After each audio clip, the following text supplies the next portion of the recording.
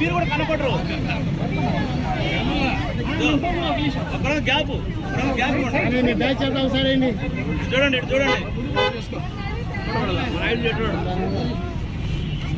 Gap ఇవ్వండి. పని ఊరు రావు అన్నీ అడిగే ఉంటే రోజులు అయిపోయారంటారు మీరా?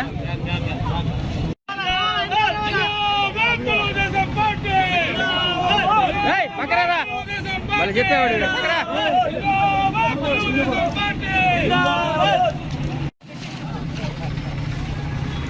వర్తిల్లాలి అభివృద్ధి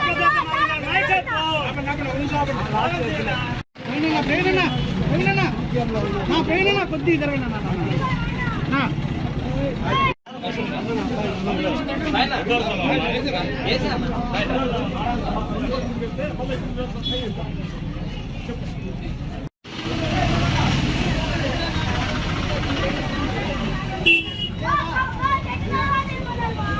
జిందాబాద్ తెలుగుదేశం పార్టీ, జిందాబాద్ తెలుగుదేశం పార్టీ, జిందాబాద్ తెలుగుదేశం పార్టీ.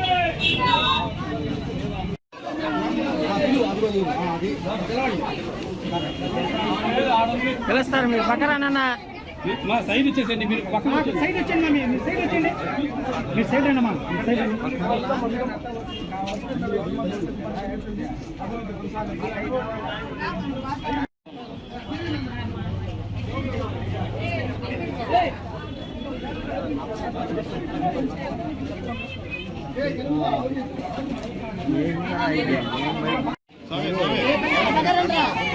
శంకర్ కొద్దిగా వెనక్కండి స్వామి.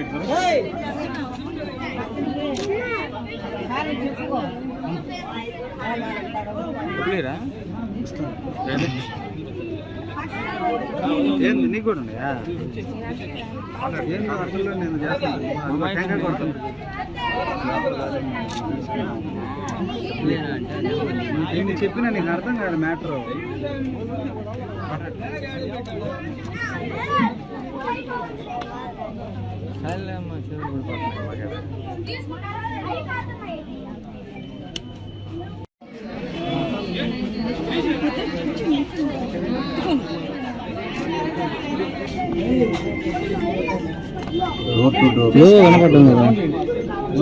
వాయిస్ మధ్యలో కనపడ్డాం కదా మొదలుపెట్టా. అయితే ప్రజల స్పందన ముఖ్యంగా ఉంది. ఇప్పుడే ఒక మహిళ మాట్లాడింది. తను మాట్లాడుతుంటే తన కళ్ళలో నుంచి నీళ్ళు వస్తున్నాయి. వాడు అంటే రోడ్డు మీద ప్లాట్ఫామ్ మీద కూరగాయలు పండ్లు పెట్టుకుని అమ్ముకునేవాళ్ళు. అదేమంటే గట్టిగా మాట్లాడితే పోలీస్ స్టేషన్ తీసుకున్నారు. 2 రోజులు పోలీస్ స్టేషన్ వస్తున్నారు, వదులుతున్నారు. ఆ కళ్ళల్లో నీళ్లు వచ్చేస్తున్నాయి, కళ్ళల్లో నుంచి నీళ్లు. అంతేకాదు ఒకటే అన్నది నాకే అసలు ఆశ్చర్యం వేసింది. బయటపడలేకుండా ఉన్నాం అందరూ. బయటపడితే మళ్ళీ ఈ కేసులు పెడతారా, ఇన్ని కేసులు పెడతారా, ఎలాంటి కేసులు పెడతారు, గంజాయి కేసు అని, ఆ కేసు అని, ఈ కేసు అని. అందువల్ల బయటపడలేకుండా ఉన్నాం. నేనే కాదు, నాతో ఉన్న అందరూ కూడా చెప్పేది ఎందుకు ఈ ప్రభుత్వంతో మనం గమనుంటే బాగా. గతంలో కూడా బ్రిటిష్ పరిపాలన కూడా అలాగే జరిగింది. బ్రిటిష్ పరిపాలన చాలా మంది నోరెత్తలేక, ఎందుకంటే నోరెత్తి వాళ్ళు తీసుకొచ్చేస్తారు. అందుకని కొంతమంది మాత్రమే ఇది ఉద్యమకారులు ఎవరైతే స్వతంత్ర కోసం పోరాటారు, జైల్లో ఉన్నా పర్వాలేదన్నారు, అటువంటి వాళ్ళు మాత్రం ముందుకొచ్చి మనకు స్వతంత్రాన్ని తెచ్చిపెట్టారు మహానుభావులు. ఇప్పుడు కూడా అసలు ఆ బ్రిటిష్ పరిపాలన ఈరోజు ఆంధ్రాలో తలపిస్తుంది. అక్కడంటే కొద్దిమంది బ్రిటిష్ వాళ్ళు అలాంటి చేసేవాళ్ళు. ఇప్పుడైతే ప్రతి దగ్గర ప్రతి ఎక్కడ పెట్టినా 175 కాన్ఫరెన్స్లో ఏ కాన్ఫరెన్స్లో పెట్టినా వాళ్ళు చెప్పేది అదే. అది కరెక్ట్ కాదు, అది పరిపాలన కాదు. ప్రజాస్వామ్యంలో ఉన్నాం మనం, ప్రజాస్వామ్యంలో ఉన్నాం. గతంలో లాగా రాజులు రాజరికం దాంట్లో లేవు. ఇప్పటికైనా అధికారులు అంటే ఏదైతే ప్రజాప్రతినిధులు చెప్తున్నారో దాని మీదే బేస్ అయ్యి వాళ్ళ ఆర్డర్స్నే చేయటం కాకుండా అధికారులు వాళ్ళకి చట్టపరంగా వచ్చిన అధికారాలని వాళ్ళు ఇంప్లిమెంట్ చేసి ప్రజలకు సేవ చేయండి.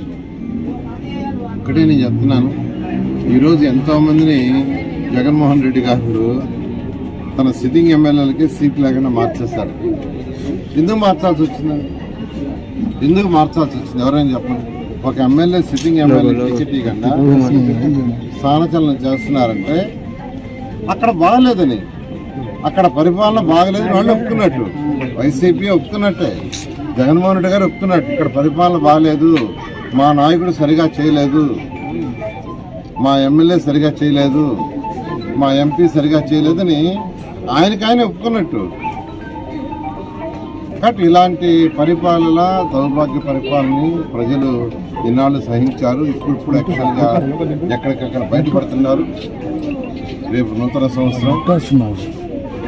సంవత్సరంలో తర్వాత అంటే బహుశా ఫిబ్రవరి ఎండ్లో కానీ ఈ యొక్క ఎలక్షన్ నోటిఫికేషన్ సంబంధించి ప్రెస్ నోట్ వస్తుంది. వచ్చినప్పటి నుంచి ఎలక్షన్ కోడ్ ఇంప్లిమెంట్ అవుతుంది.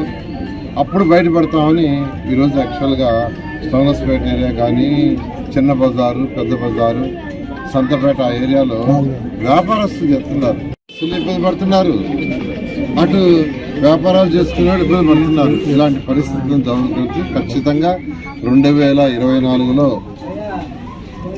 అందరికీ నూతన సంవత్సరంలో మంచి జరగాలని అందరికీ నా యొక్క శుభాకాంక్షలు తెలియజేస్తున్నాను.